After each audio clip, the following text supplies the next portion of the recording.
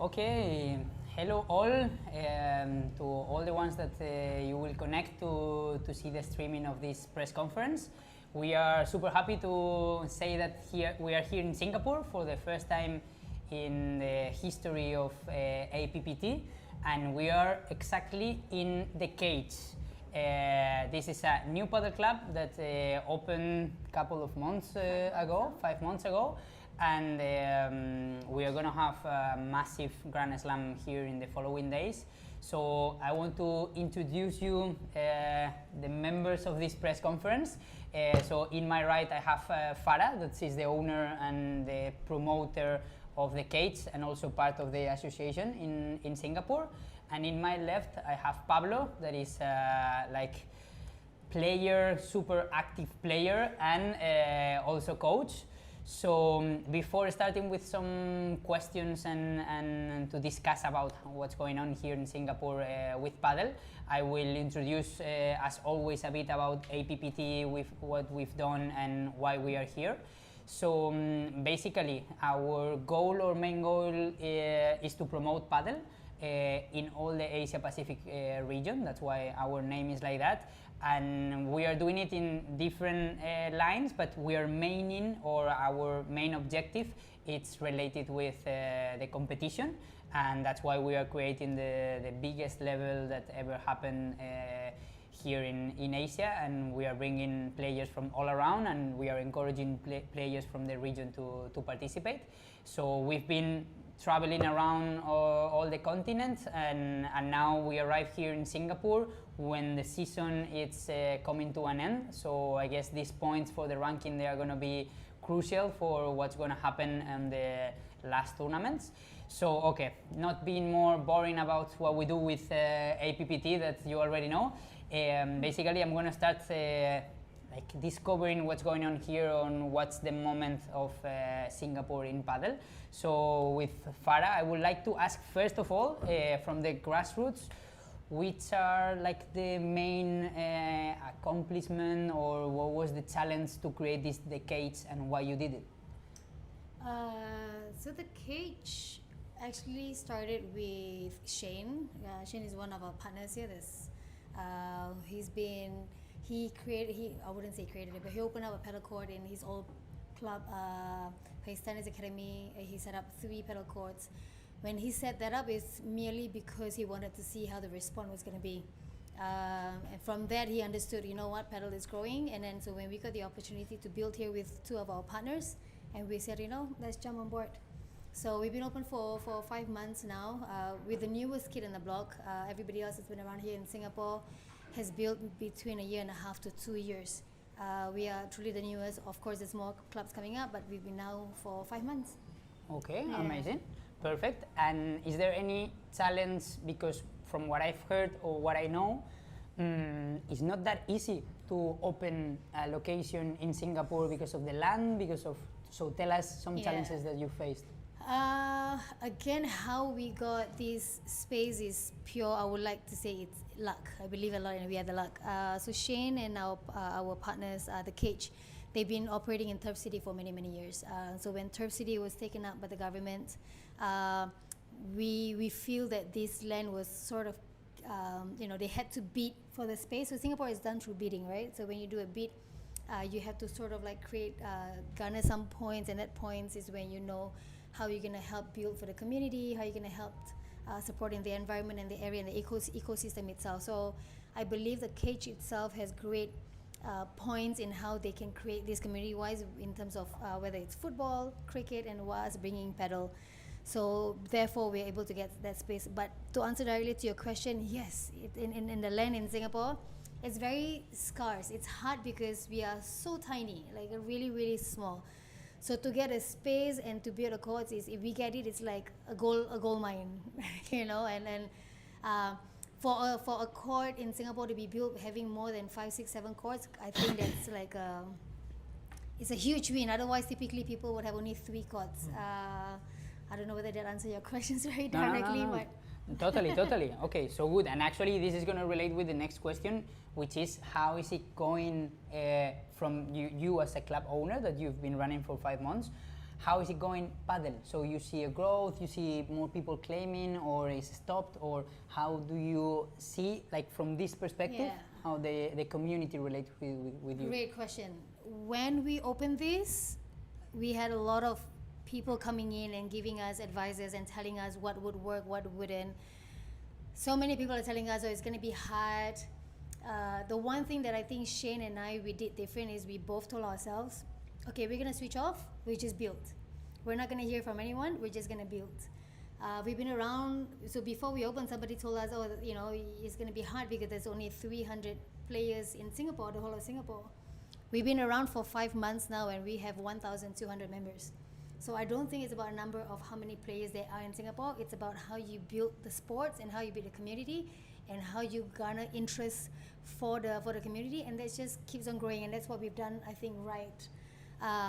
So to answer specifically to your question, it's amazing how we see the sports grow. For a club that's very small like us, we've only had 3 courts. We've had 4 coaches and everyone's hitting the hours.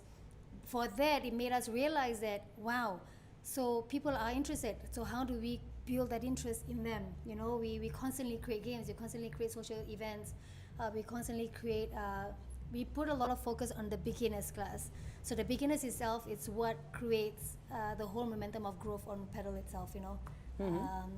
Yeah, that's what.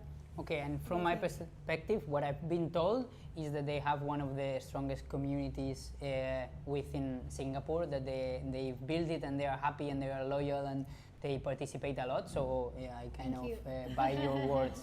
Okay, so then we are going to switch to Pablo because I really want to hear his perspective. First, as a player, because I think we met in the first event that we launched, and he's been coming all the time, traveling around. So he's an active player, and I want to see like how you relate with APPT, how you see how it's changing, and yeah, some feedback about it as a player.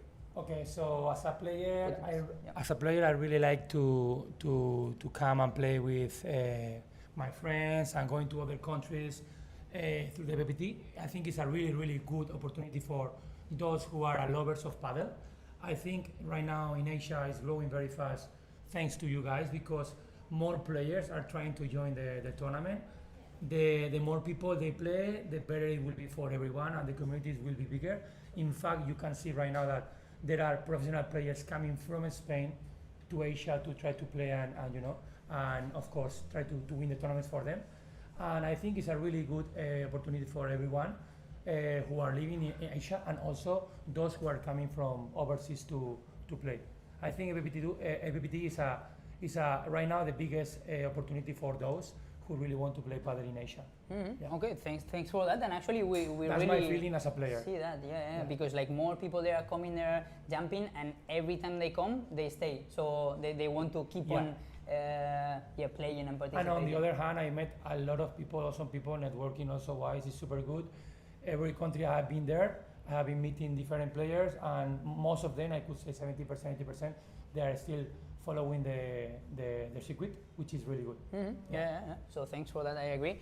And actually the curious and good thing is, I don't know if it's through networking by APPT or in Singapore, but actually both of you are collaborating now together because you are coach, or you have this coach role as well, and you are here in the cage. So tell us about that. In fact, it's really good because I talked to Farah and Shane and I said, look, if you guys are looking for a coach, I'm certified, and then they opened the doors for me. From day one, I had so many lessons. As Farah said, we are 5 coaches, in fact, and so Shane, Aaron, myself and Jose. So we are fully booked, all of us. So as a club that is only 5 months open, I mean, it's amazing how the community is being built. Of course, here is the main one because Farah is the one building the community, but a lot of people are coming, a lot of requests, inquiries to learn paddle, and those who come, they don't leave. Even though there are some other clubs in Singapore that they are doing so well as well, and some others coming up. I think right now the case, in my opinion, is the main one with a good community and loyal. Mm-hmm. And it's related what she was saying about level. So it's more targeted this coaching to the beginners that they are jumping into paddle for the first time, or you have already like some intermediate I players? feel that there are a lot of new players that they are coming from tennis and some other racket sports such as badminton or squash, especially tennis, that they really want to try. Once they try, they got hooked and they cannot stop. They want to learn. Yes, there is a big amount of players that they are beginners, advanced beginners, or low intermediate, and some others high or mid. But I think in the coming year, 2025, more players they will come and the level is going to increase a lot. So I really think for the paddle in Singapore, especially here, I think in 1-2 years the level is gonna jump a lot. It's gonna be higher. Yeah. And that's good because this relates with your partner saying that he was the one leading the team, the Singapore team that came and participated in the Asia Pacific Paddle Cup that we also organized. And actually I think some of the people they train here in these facilities, and so you've been also related or supporting these local people community so they can compete at a higher level, right? Yeah. So the good thing about here in Singapore, all the paddle club owners are friends. Everybody come together. So we've all of us bonded on court and off court. We've created a group chat so for us to come together and be in alignment with the same vision and the same mindset and how we can create an association. And with creating an association, automatically this means that we can get support from government, right? Government bodies in terms of supporting the players and in terms of supporting the clubs itself, or also in terms of supporting, giving us more space so we can build more paddle courts. If you're hearing this. Okay, there's a message there. But this is a good point. Actually, I wanted to talk about this association that you are creating or you are part, or like tell us about like which is the goal that you already mentioned, but how are you setting this up or who is participating? We have a great team. When I say team, it's all the paddle club owners coming together. But the one that's helping us truly in leading this is Sean and Davey, helping us taking the lead in creating that NSA. Sometimes I get a bit scared to speak a bit more because you're like, no, don't say. Okay. Because we don't want the tennis to hear. But anyway, so it's always been a battle between these two. But the whole bottom line is we are really very focused in making sure that this association is going to be built a lot sooner than later. We have most of the paddle clubs owners coming together. Unfortunately, one decided not to, and that's okay. So we hope they will change their mind and then and form up together with us. And that's good because this makes me happy because having this broad vision of the different countries, it's a challenge that I see everywhere, meaning people trying to push in different directions all the time, related with pushing the sport in the same direction that I think we are all aligned. So I think here in Singapore it's kind of a different thing that you have this group chat, that you have some meetings to align where to go, and I think the only way or the only effect that this will have will be like promoting the sport, and as I think it's happening. So now that you say that, it's true. Actually we are in a really good spot. All the Singaporean club owners, the Singapore club owners, I think we are in a good spot because we are really united as one. Even though we are doing separate things in our clubs, but together as one form association, we all have the same mindset. So for me, that's a big win. Definitely.